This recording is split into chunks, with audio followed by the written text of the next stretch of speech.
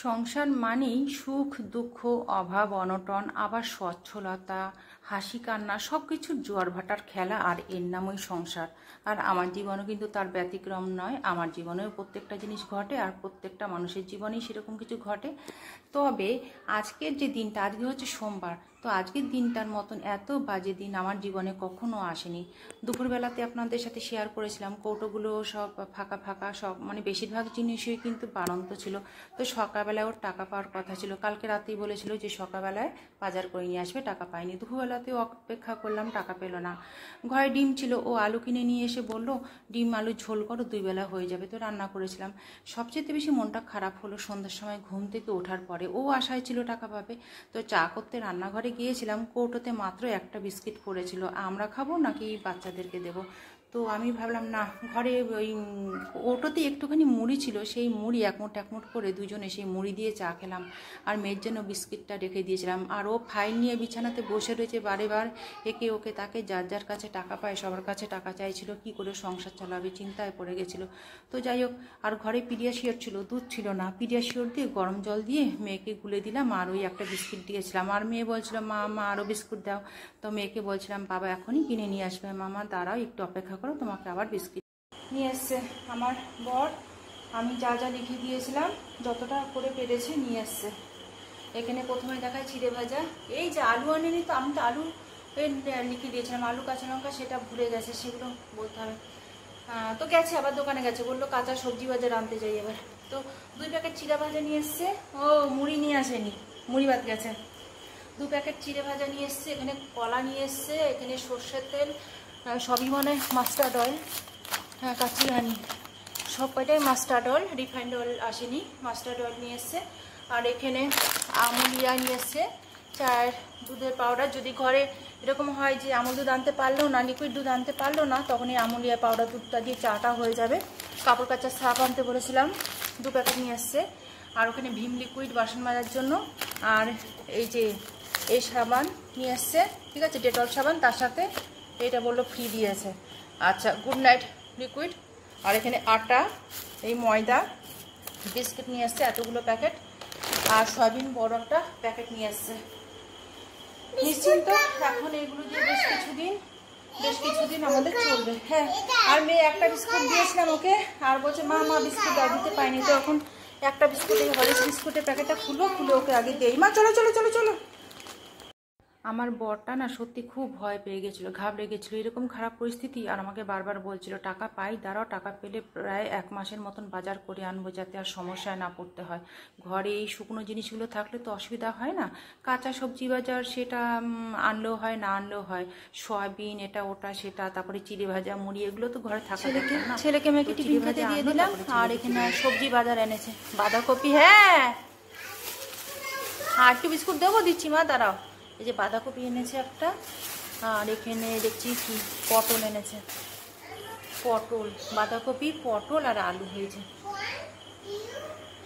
ছেলে মেয়েকে টিফিন দিয়ে দিলাম, আর এখন আমি ঘরের কাজকর্মগুলো সেরে নিচ্ছি। দুধ নিয়ে এসছে, দুধটা জাল দিচ্ছি। তো আপনারা হয়তো অনেকেই ভাবতে পারেন যে এতটা খারাপ অবস্থা, আত্মীয় স্বজনরা কি কেউ দেখছে না, তারা কি কেউ পাশে নেই? তো আমি সেই বিষয়ে বলি, আত্মীয় স্বজনরা কিন্তু যথেষ্টই ভালো। সবাই কিন্তু, অনেকেই, সবাই না অনেকেই কিন্তু বলে রেখেছে বিপদে আপদে যেন তাদেরকে জানাই, টাকা পয়সার সাহায্যের দরকার হলে যেন তাদের কাছ থেকে চেয়ে নিই। কিন্তু কি বলুন তো, বিপদটা, এই আর্থিক সমস্যাটা হয়তো সাময়িক, তারপরে হয়তো একটা সময় কেটে যাবে।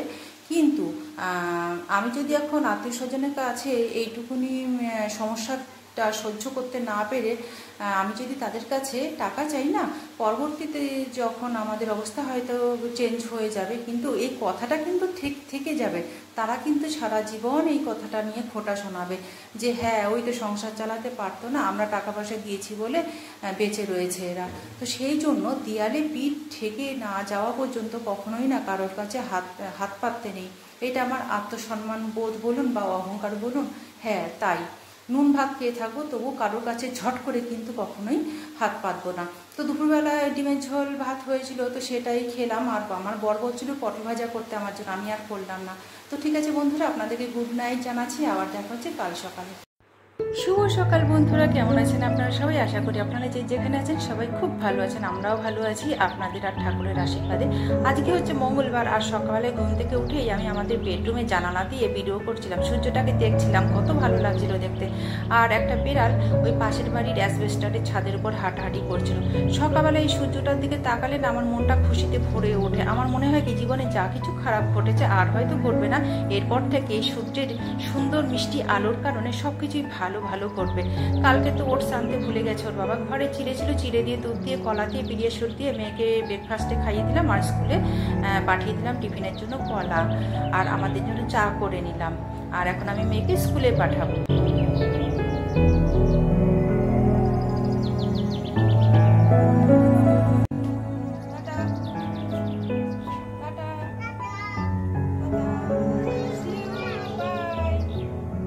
স্কুলে চলে গেল, আর ছেলে এই যে ঘরে বসে রয়েছে, বলছে স্কুলে যাব না, স্কুলের পড়া। তার কারণ কি বলছে স্কুলের পড়া শেষ, সব পরীক্ষাতে যা যা হবে সব কমপ্লিট, এখন ক্লাসে ঠিক করে পড়াটা হচ্ছে না, বেকার স্কুলে গিয়ে সময় নষ্ট। তো আমি অনেকবার বলেছি, কথা আমার একদম শুনছে না, না না কিছু হবে না, বেকার কি করতে যাব, অনেকক্ষণ ধরে ঘ্যানর ঘ্যানর হলো। তারপর আমি তাহলে 9টা থেকে আমি যে পড়তে হবে ঘরে, বলে হ্যাঁ কতক্ষণ পড়তে হবে বলো। বললাম যে 9টা থেকে 12টা, এখন দেখা যাক সত্যি সত্যি 9টা থেকে 12টা পর্যন্ত পড়ে কিনা। যদি দেখি 9টা থেকে 12টা পর্যন্ত তুমি পড়োনি, তাহলে তুমি বুঝতেই পারছো তোমার জন্য কি অপেক্ষা করতে পারে।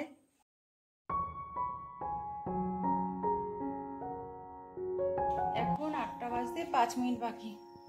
আমার দুটো ঘর পরিষ্কার করা হয়ে গেল, বিছানা পরিষ্কার করে ঘর ঝাড় দিয়ে নিয়েছি। এই যে এই ঘরটা পরিষ্কার করা হয়ে গেছে। আর ছেলে ঠিক আমি বিছানাটা যে গুছিয়েছি অমনি ল্যাপটপ নিয়ে বসছিলাম, খুব বকা দিলাম, বকা দেওয়াতে এখন গেল বাথরুমে। ঘরটা ঝাড় দেওয়া হয়ে গেল। আর এখন ব্রেকফাস্টে বানাবো আজকে আমি সুজির উপমা। আমার বর বলছে যে সুজি আছে ঘরে, আছে হ্যাঁ আছে, তাহলে একটু সুজির উপমা বানাও। জামা কাপড়গুলোকে সাবান দিয়ে ভিজিয়ে দিয়েছি, ছেলের গায়ের কম্বলটা নোংরা হয়ে গেছিল। আর এদিকে আমি জামা কাপড় ভিজিয়ে দিয়ে হালুয়াটা বসিয়ে দিলাম।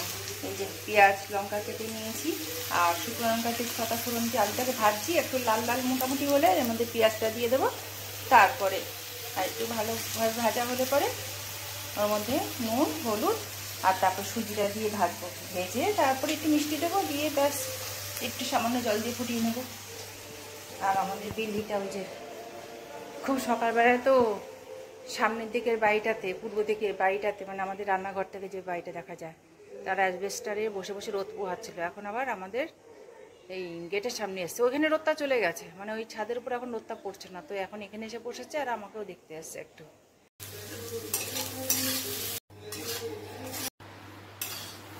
হয়ে গেল আমার সুজির উপমা বা ঝাল সুজি। এখন আমরা ব্রেকফাস্ট খেয়ে নেবো, তারপরে আমার বাকি কাজকর্ম শুরু করবো। টিফিন খেয়ে ঘরের কাজকর্ম সেরে আমি ছাদে চলে আসলাম। আর এই জামা কাপড়গুলো ছিল কালকের সকালবেলা ছাদে মেলে দিয়েছিলাম, সেগুলো শুকিয়েছে, আর আজকে যেগুলো কাচলাম সেগুলো এখন মেলে দিলাম। আর আকাশটা কত সুন্দর দেখুন, ঝিলমিল করে সূর্য উঠেছে, কত সুন্দর সূর্যের আলো। আর আকাশটাও তো নীল টুকটুকে আসছে, তার মধ্যে সাদা সাদা মেঘ ভেসে বেড়াচ্ছে, আর সূর্যের আলোতে গাছের সবুজ পাতাগুলো একদম ঝলমল করছে। মনটা না খুশিতে ভরে গেল।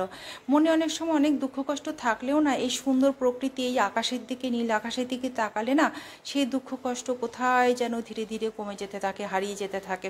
আমার সাথে তো এরকম ঘটে, আপনাদের কার কার সাথে এরকম ঘটে অবশ্যই কিন্তু কমেন্ট করে জানাবেন। পুরো মনে হচ্ছে শরতের আকাশ, শরৎকাল যদিও এখনও পড়েনি, কিন্তু শরৎকাল তো সামনেই, তাই না? আর এই যে আমি তখন ভয়েস দিয়ে কথা বলছিলাম, কিন্তু সেই কথাটার সাথে খাপ খাচ্ছিল না, আলাদা করে ভয়েস দিয়েছি, সেই জন্য অন্যরকম লাগছে দেখতে। এই যে বদমাসটা স্কুল কামাই করে বেশ করেছে, হাল চামড়া তুলে দিতে হয় পিটিয়ে একেবারে। স্কুলে গেলে আমার কি লাভ? স্কুলে গেলে কিছু লাভ নেই, মানে স্কুলে না গিয়ে অনেক বেশি পড়াশোনা করেছো ঘরে বসে, তুমি বলতে চাইছো তাই তো? তুমি বলতে চাইছো তুমি স্কুলে না গিয়ে ঘরে অনেক বেশি পড়াশোনা করেছো স্কুলের থেকে। দেখা যাক আম্মা, আমি ডেট দিয়েছো, ডেট দিয়ে শুরু করেছো তো, মানে কতটা অঙ্ক কয়টা চ্যাপ্টার টোটাল যেন আছে? কয়টা চ্যাপ্টার টোটাল আছে বলো? 4-5টা হবে, 4-5টা তো 2টো চ্যাপ্টার কমপ্লিট করবে অঙ্ক সব। আমি জানি না, তুমি অঙ্ক পুরো প্র্যাকটিস করবে। কমপ্লিট হয়ে গেছে অঙ্ক মোটামুটি ওকে শেখানো হয়ে গেছে। তো এখন ওগুলোকে আমি রিভিশন করতে দিলাম। আর একটা দুটো ঠেকলে পরে অনেক সময় কি হয়, ল্যাপটপে তো টিচাররা করিয়ে দেয়, সেটাও দেখতে থাকে, দেখার পরেও বুঝতে পারে না। আর যখন সেটাও বুঝতে পারে না তখন আমাকে ডাকে, মা এটা কোনো মতেই বুঝতে পারছি না, তখন আমি ওকে ম্যাথটা মানে সেই অঙ্কটা বুঝিয়ে দিই। এই আর কি, দেখা যাক, পরীক্ষাতে সামনে চলে এসছে, ভালো করে না পড়লে তো মার্কস খারাপ হবে না। ঠিক আছে বন্ধুরা, এখন আমি রান্না বান্নাটা সেরে নিই, পরে আবার আসছি।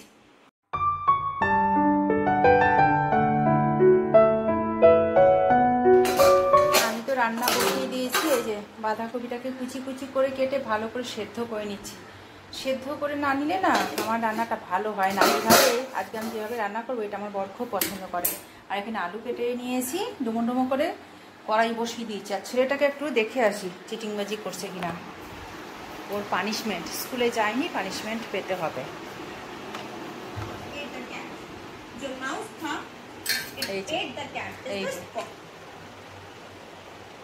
পজ করলে কেন?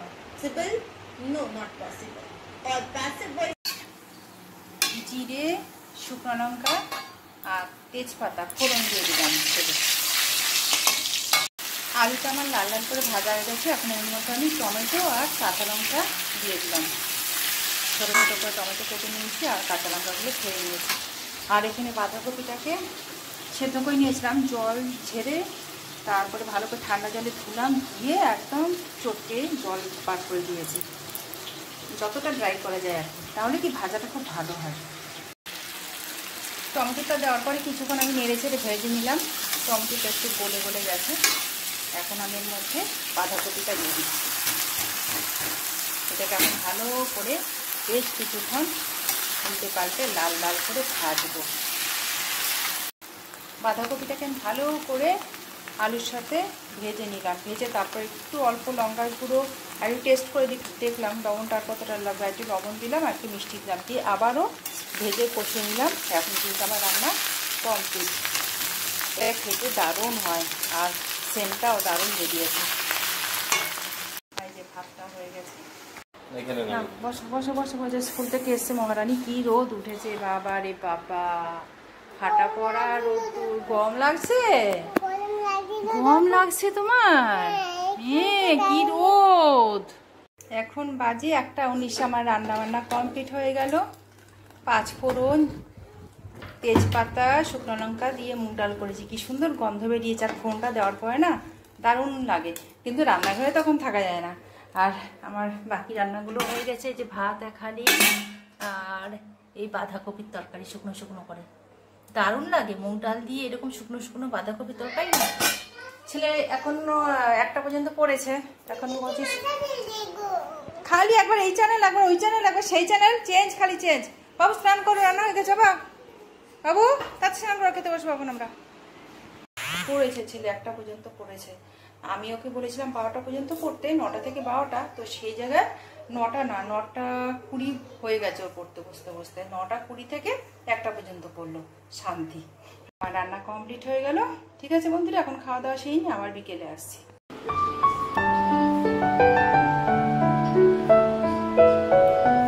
গুড ইভিনিং ফ্রেন্ডস, এখন বাজে 6:39। আমার সন্ধে দেওয়া হয়ে গেল। বাইরে ঝিঝি পোকা ডাকছে, আমার এই জিনিসটাতে খুব ভালো লাগে। আর চা খাওয়া হয়ে গেছে আমাদের। 6টার সময় চা খেয়ে নিয়েছি আর তারপরে আমি সন্ধ্যাটা দিলাম। আর সন্ধ্যে দেওয়ার পরে এখন আমি রান্নাঘরে চলে এসেছি ব্যানানা শেক বানাতে। বাদাম বেশি ছিল না, কোটোর তলায় অল্প বাদাম ছিল। এই যে খোসা টোসা রয়েছে, আর বাঁচবো না, ওই দিয়ে দেবো। আর এখানে কলা নিয়ে নিয়েছি, আর এখানে দুধ নিয়ে নিয়েছি, আর দুধের মধ্যে নিয়ে নিয়েছি 3 চামচ চিনি। তো এখন আমি কলাটাকে একটু ভেঙে টেঙে নেবো। এই যে মানে গোটা গোটা পুরো দেবো না, একটু ভেঙে চটকে নিয়ে মিক্সিতে দিয়ে দিচ্ছি। দিয়ে বানিয়ে ফেলবো এখন আমাদের সন্ধ্যের টিফিন ব্যানানা শেক। খেজুর নেই ঘরে, খেজুর থাকলে ভালো হতো। বাদাম আছে, কলা আছে, যা আছে তাই দিয়ে করছি। এটা ছাতু দিলেও ভালো হয়, ছাতু আছে। আমার বরের আবার ছাতুটা না খুব পছন্দ না, একটা যের মধ্যে ছাতু মিশাই এটা খুব পছন্দ না। মেয়ে তো খালি বলছে মা কখন হবে কখন হবে। কি গো, এই যে হয়ে গেল আমার ব্যানানা শেক। এবার খাবো আমরা। বেনানা শেকে যে দুধটা দিয়েছি না, এখনই দুধ নিয়ে এসছে আমার বর। ছোট ছোট অনেকগুলো প্যাকেট এনেছে, 6খানা প্যাকেট। ওই বড় প্যাকেটগুলো পাইনি, তো এরকম ছোট ছোট 2টো প্যাকেট একদম ডাইরেক্ট মিক্সিতে ঢেলে দিয়ে দিয়েছি। একটু ঠান্ডা ঠান্ডা ছিল, আর বাকিগুলো গরম বসেছি। কারণ কি সবগুলো যদি গরম করতাম না, এটা বিচ্ছিরি লাগতো। এবার ঘরে তো ফ্রিজ নেই, তো ঠান্ডা দুধের প্যাকেটটা দিয়েছি। আর দুধ ঠান্ডা খেলে অসুবিধে নেই, না ফুটিয়ে এই দুধ খাওয়া যায়। বাবা বলছে মা চিনি দিবি, মিষ্টি কম লাগছে। খাও নাহলে পেটাবো, কিন্তু ধরে খাওয়াবো টিপে টিপে। চিনি দিবি?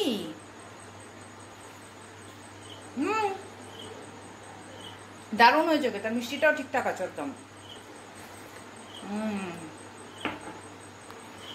বন্ধুরা, ভিডিওটা দিয়ে এখানে শেষ করছি। আবার আসবো একটা নতুন ভিডিও নিয়ে। তখন পর্যন্ত আপনারা সুস্থ থাকবেন, ভালো থাকবেন, সাবধানে থাকবেন। আর যদি আমার ভিডিও ভালো লাগে একটা লাইক করবেন। আর যারা নতুন আমার ভিডিও দেখছেন, যদি আমার ভিডিও ভালো লাগে অবশ্যই আমার চ্যানেলটাকে সাবস্ক্রাইব করে আমার পাশে থাকবেন। আর যারা অলরেডি আমার পরিবারে আছেন, আপনাদেরকে জানি অনেক অনেক অনেক ভালোবাসা। আবার আসছে একটা নতুন ভিডিও নিয়ে, তখন পর্যন্ত টাটা।